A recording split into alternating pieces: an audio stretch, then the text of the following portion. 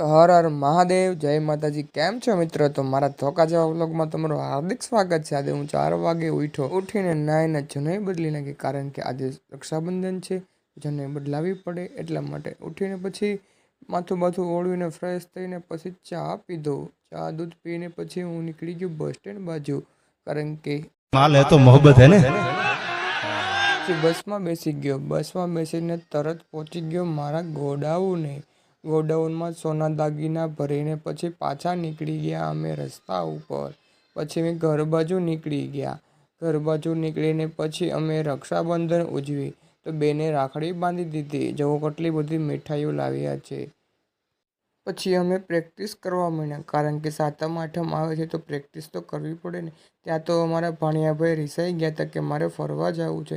પછી અમે ભાણિયાભાઈને લઈને નીકળી ગયા ફરવા માટે. પછી અમે આવી ગયા પંચમુખી હનુમાનજી મંદિર, પિંગોરાળા.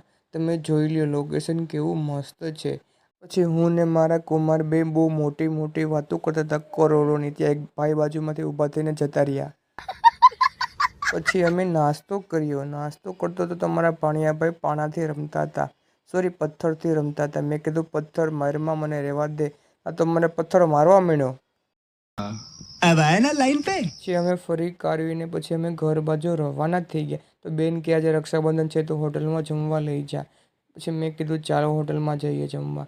ત્યાં મારા ભાણિયાભાઈ શર્ટ કાઢીને બેસી ગયા. મેં કીધું ભાણિયાભાઈ અહીંયા તો હખણા રહ્યો.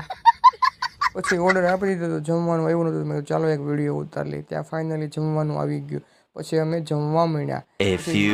પછી આજે શનિવાર હતો તો અમારા હનુમાન ચાલીસા તો હોય જ. એ તો તમને ખબર ન હોય. પાછી આમ જ દિવસ પૂરો થઈ ગયો. તો મિત્રો વ્લોગ કેવો લાગ્યો જરૂર કોમેન્ટ કરજો. અને હમણાં તબિયત બરાબર નથી એટલે અવાજ નથી બરાબર આવતો અને વ્લોગ નથી આવતા. તો હર હર મહાદેવ, જય માતાજી.